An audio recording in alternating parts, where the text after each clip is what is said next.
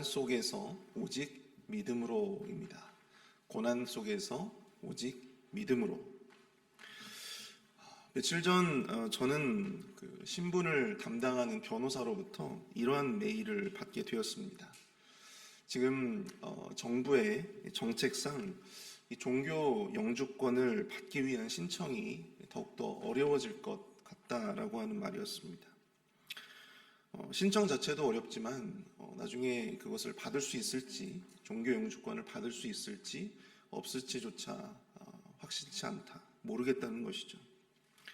아시는 분들은 아시겠지만 저는 종교 비자로 지금 교회에서 사역을 하고 있고 미국에서 신분을 이어가고 있습니다. 그리고 이 종교 영주권을 받으려고 하는 계획을 가지고 있었는데요. 그런 저와 가족에게 변호사의 메일은 정말 그리 반갑지 않은 그런 청천벽력과 같은 소식이었습니다. 사실 미국에서 아시다시피 미국에서 신분은 참 중요한 문제죠.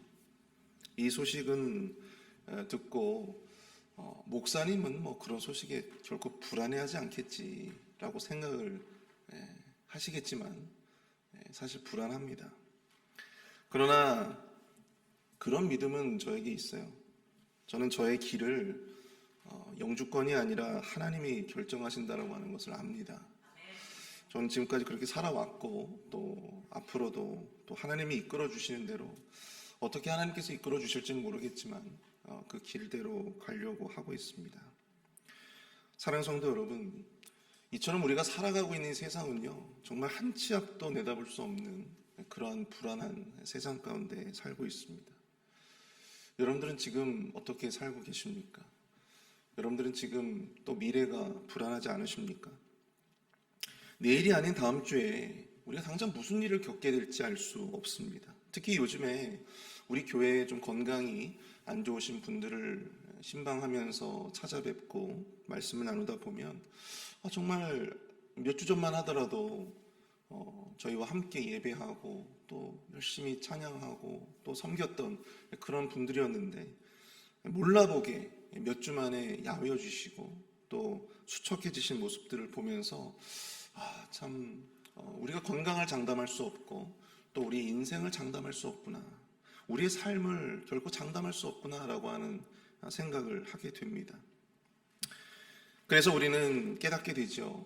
이런 문제들을 만날 때마다 정말 이 한 치 앞도 알 수 없는 이런 불안하고 두려운 세상 속에서 우리가 정말로 기대하고 의지해야 할 분은 오직 여호와 하나님 한 분밖에 없음을 우리는 믿습니다. 내 건강도 의지할 수 없고 또 내 물질도 의지할 수 없고 내 자녀들도 의지할 수 없는 것입니다.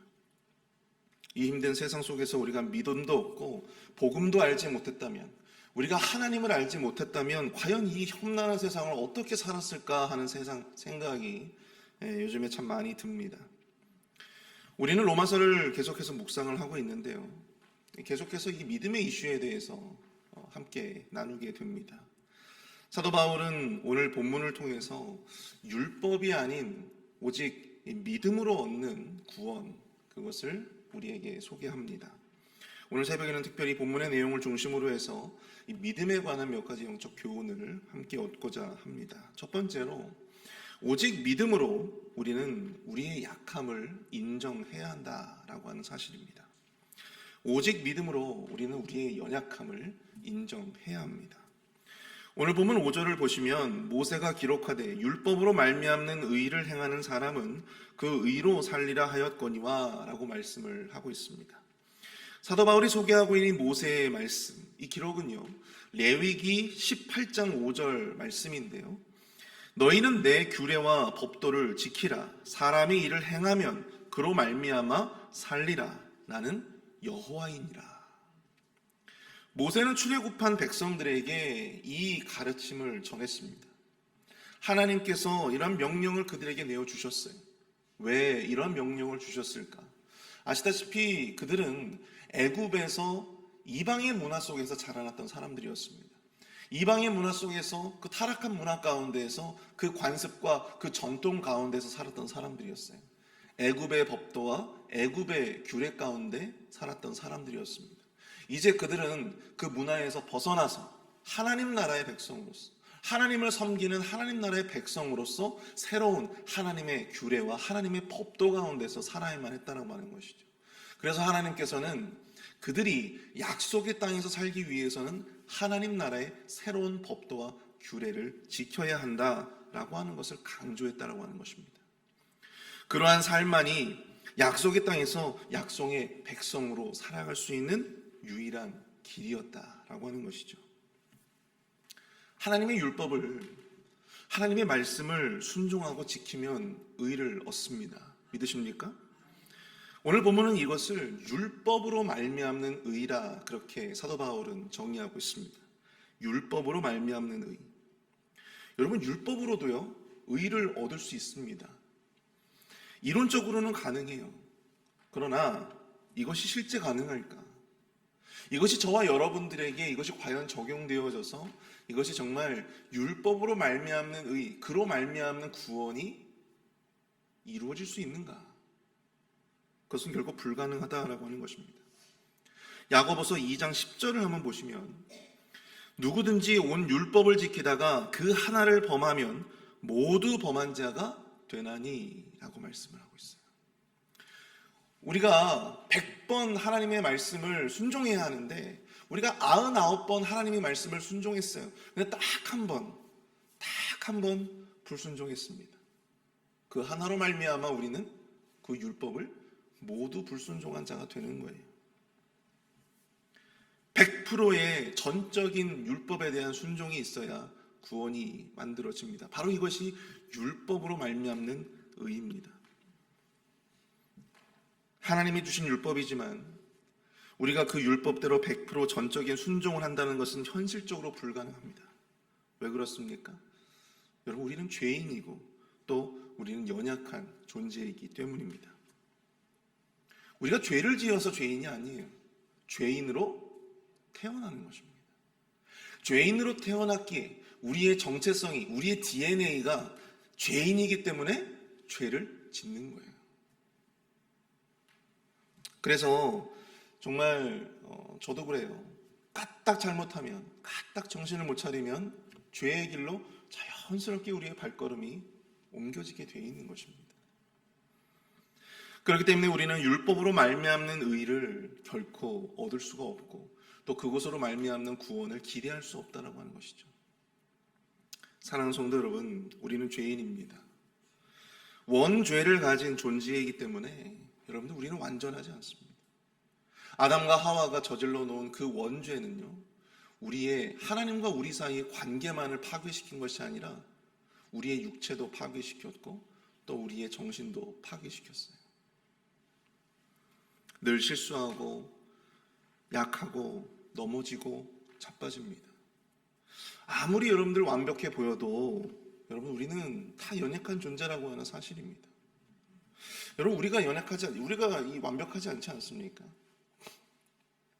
우리가 완벽하지 않잖아요. 우리는 완벽하지 않으면서 늘 우리는 다른 사람들은 꼭 완벽해 주기를 기대하잖아요. 그렇죠? 네. 근데 우리는 모두가 다 그렇어요. 모두가 다 연약한 사람들입니다.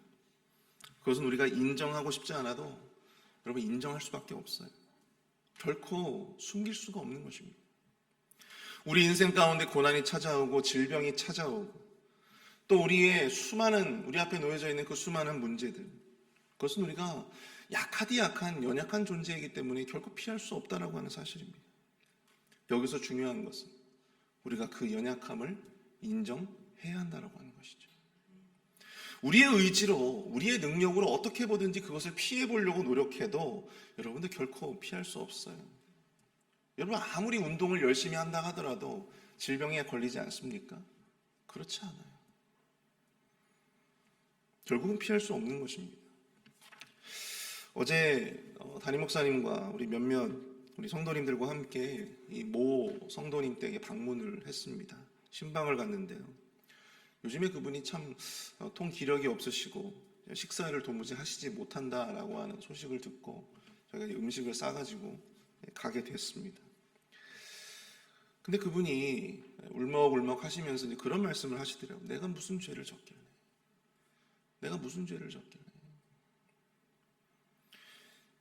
그 말씀을 듣고 모두가 참 안타까웠습니다. 여러분, 우리에게 질병이 찾아오고 또 환난과 어려움이 찾아올 때 우리는 자신을 탓하기가 쉽습니다. 내가 도대체 무슨 죄를 졌길래? 내가 무슨 문제가 있어서?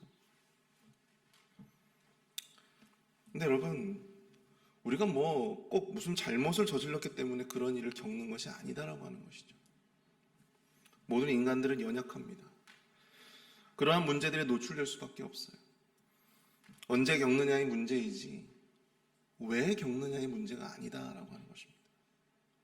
문제는 우리의 연약함을 인정하고 받아들여야 그 다음 스테이지로 넘어갈 수 있다라고 하는 거예요. 주를 믿는다라고 하는 것은 우리의 연약함과 우리의 허물과 우리의 죄를 모두 인정하고 그 모든 것을 주님께 맡긴다라고 하는 것을 의미합니다. 왜요? 그 모든 것들은 우리가 해결할 수 없는 문제이기 때문입니다. 우리가 그것을 해결할 수 없음을 인정하고 하나님 앞에 내어 맡기고자 하는 생각과 태도, 이것이 바로 믿음입니다.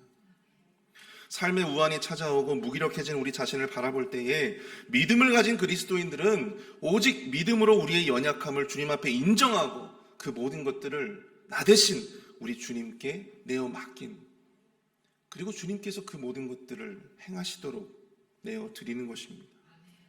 하나님의 구원과 하나님의 의를 구하십시오. 여러분, 하나님께서 건져내실 것입니다. 내 영혼아, 내가 어찌하여 낙심하며 어찌하여 내 속에서 불안해하는가? 너는 하나님께 소망을 두라. 나는 그가 나타나 도우심으로 말미암아 내 하나님을 여전히 찬송하리로다. 여러분, 이 다윗의 이 시편을 통해서 우리는 깨닫습니다. 끊임없이 이런 삶의 문제들은 우리의 삶을 요동하게 만들고 불안하게 만들잖아요. 이 다윗의 고백처럼 끊임없이 우리 자신에게 주문을 거셔야 돼요. 끊임없이 우리 자신에게 주문을 거셔야 돼요. 내가 어찌하여 낙심하며 내가 어찌하여 불안해하는가? 하나님께 소망을 두라.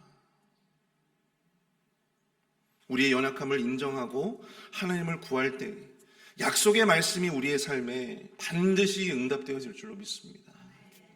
두 번째로, 오직 믿음으로 우리는 결단코 부끄러움을 당하지 않게 될 것입니다. 오늘 보면 11절을 보시면 성경에 이르되 누구든지 그를 믿는 자는 부끄러움을 당하지 아니하리라 하니 라고 말씀을 하고 있습니다. 이 말씀은 이사야 28장 16절 말씀에서 인용된 말씀이에요. 그러므로 주 여호와께서 이같이 이르시되 보라, 내가 한 돌을 시온에 두어 기초를 삼았나니 곧 시험한 돌이요 귀하고 견고한 기초돌이라. 그것을 믿는 이는 다급하게 되지 아니하리로다. 아멘. 이 구절을 인용을 한 것입니다. 이 내용들을 종합해 보면 우리가 주님을 믿으면 주님을 믿음으로 말미암아 결단코 부끄러움을 당하거나 당황치 않게 될 것이다. 특히 오늘 본문 11절의 원문을 보시면요, 누구든지라고 번역된 이 헬라어 파스, 그리고 그 뒤에 믿는 자라고 하는 의미를 가진 호피스티온이라고 하는 단어가 결합되어져서 누구든지, 모든 믿는 자는 누구든지 라고 우리가 해석을 할 수가 있습니다. 그 사람이 어떠한 지위에 있고 그 사람이 어떠한 상태에 놓여져 있고 그것과 상관없이 모든 믿는 자는 하나님으로부터 구원을 받게 된다라고 하는 것이죠. 결코 부끄럽지 않게 될 것이다. 우리가 다 알다시피 바울이 로마서를 쓸 당시에 로마의 분위기가 어땠습니까? 로마의 대대적인 그리스도인들에 대한 박해가 시작되었던 시점이었어요. 부끄러움과 당황스러움이 문제가 아니고요, 믿음을 가지고 있다라고 하는 그 문제로 말미암아 그들은 목숨을 내놓아야 했습니다. 자기 자신의 목숨뿐만이 아니라 자신의 사랑하는 가족들의 목숨까지도 담보할 수 없는 그런 상황이었다라고 하는 것입니다. 실제로 많은 그리스도인들이 예수님을 믿는다라고 하는 그 믿음만으로 엄청난 고통과 박해를 당해야만 했습니다. 그럼 이 사도 바울이 이러한 말은 도대체 무슨 말일까요? 거짓이거나 허황된 이야기입니까? 그럼에도 불구하고 자신들 앞에 놓여져 있는 그 상황들은 믿음만으로 충분히 부끄러움을 당하고 수치를 당하고 박해를 당하는 그런 상황이었는데 왜 사도 바울은 이런 말씀을 하고 있을까? 그가 이렇게 표현하는 것은 세상에서는 믿음으로 수치를 당하고 부끄러움과 화를 당할 수 있지만 그럼에도 불구하고 우리는 훗날 우리가 선택한 이 복음과 믿음이 결코 틀리지 않았다라고 하는 것을 알 것이기 때문입니다. 그렇기 때문에 우리는 결코 부끄러울 수 없는 것이죠. 사랑하는 성도 여러분, 우리가 선택한 이 믿음의 길은요 결코 틀린 길이 아닙니다. 만약 천국도 없고 하나님도 없다면, 복음도 아무런 의미 없는 허황된 소리라면 우리는 세상에서 가장 부끄럽고 세상에서 가장 한심한 존재들일 것입니다. 천국도 없고 하나님도 없는데 왜 이 새벽에 나와서 이렇게 앉아서 이 모습들이 얼마나 부끄럽고 한심한 일입니까? 그런데 여러분, 믿음은 결코 우리를 부끄럽게 하지 않습니다. 믿음의 길은 언제나 승리할 것임을 믿음으로 확신하시는 저와 여러분 될 수 있기를 축복합니다. 하나님은 결단코 우리를 그렇게 부끄러움과 당황스러움에 내버려 두실 분이 아니시다라고 하는 것이죠. 시편 55편 22절에서 이런 말씀이 있습니다. 내 짐을 여호와께 맡기라. 그가 너를 붙드시고 의인의 요동함을 영원히 허락하지 아니하시리로다. 우리 하나님은요, 의인의 요동함을 영원히 허락치 않으신대요. 여러분, 이 말씀이 우리에게 위로가 되지 않습니까? 잠깐의 문제인 거예요. 일시적인 문제인 거예요. 여러분, 이것이 우리의 삶에 영원할 거라고 하는 그런 성급한 예단은 하지 마시기를 축복합니다. 오늘 본문 13절을 보시면요, 또 이런 말씀이 있어요. 누구든지 주의 이름을 부르는 자는 구원을 받으리라. 여러분들, 우리가 이 말씀을 너무나도 잘 알고 있는데요, 여기서 말씀하고 있는 구원이라고 하는 것은 우리의 영혼의 구원만을 의미하는 것이 아닙니다. 전인적인 구원을 의미하는 거예요. 연약한 질병 가운데 있는 사람이 주의 이름을 부를 때 하나님은 그 질병에서 그들을 건져내실 것입니다. 고난 가운데 하나님을 부르짖는 자에게 하나님께서는 그들을 그 고난 가운데서 건져내실 것입니다.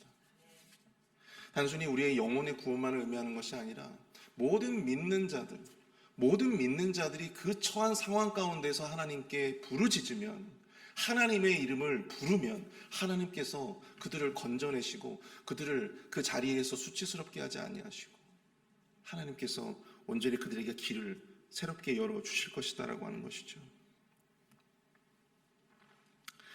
복음을 듣고 주의 이름을 부르는 자들에게 구원을 주시는 우리 주님은 삶의 고난과 아픔 가운데서 절절하게 주의 이름을 부르는 자들을 그냥 내버려 두지 아니하시고 구원하시고 건져내십니다.